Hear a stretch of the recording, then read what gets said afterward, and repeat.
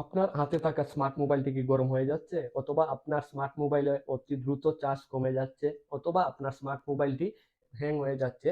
এই স্মার্ট মোবাইলটি কেনার পর কিন্তু এরকম হয় না। আপনি 5 মাস 6 মাস ব্যবহার করার পর আপনার স্মার্ট মোবাইলে এই প্রবলেমগুলো দেখা দেয়। আর এই প্রবলেমগুলো থেকে আপনারা কিভাবে রক্ষা পাবেন, আপনাদেরকে আমি আজকে একটি সিম্পল সেটিং এর মাধ্যমে আপনাদেরকে দেখিয়ে দেবো। যদি 6 মাস পর পর এই সেটিংটা যদি করে রাখেন, তাহলে আর আপনার স্মার্ট মোবাইলে অতি দ্রুত চার্জ কমবে না, অথবা হ্যাং হবে না, বা আপনার স্মার্ট মোবাইলটি গরম হবে না। তাহলে চলুন কিভাবে এই সেটিংটি করবেন। প্রথমে আপনি চলে যাবেন সেটিং অপশনে গিয়ে আপনারা এডিশনাল সেটিং যে অপশনটি দেখতে পাচ্ছেন, এই এডিশনাল সেটিং এ ক্লিক করবেন। ক্লিক করার পর আপনারা স্ক্রল ডাউন করে নিচে চলে আসবেন। নিচে চলে আসার পর এখান থেকে দেখতে পাবেন ব্যাকআপ এন্ড রিসেট নামের যে অপশনটি, এখানে ক্লিক করবেন। এখানে ক্লিক করার পর আপনি রিসেট ফোন এই অপশনটিতে ক্লিক করবেন। এখানে দেখতে পাচ্ছেন আপনি 3টা অপশন রয়েছে: reset network setting, reset all setting, তারপর ডাটা। 3টা অপশন। এই 3টা অপশনের মধ্যে আপনাদেরকে আমি দেখাবো এখন কোন অপশনটিতে আপনারা ক্লিক করবেন। তার আগে আপনাদেরকে একটু সহজের জন্য আরেকটি জিনিস আপনাদেরকে দেখিয়ে নিয়ে আসি। আপনারা যদি আপনাদের মোবাইলে এই অপশনটা যদি না খুঁজে পান, এডিশনাল সেটিং এই অপশনটা যদি না খুঁজে পান, তাহলে আপনারা এখান থেকে চার্জ দিবেন,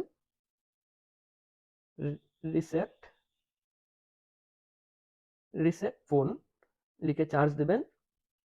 তারপরেই কিন্তু দেখেন চলে আসবে ডাইরেক্টলি এই রিসেট ফোনে। আপনি ক্লিক করলে কিন্তু আপনি সরাসরি এই সেটিংটিতে চলে আসতে পারবেন।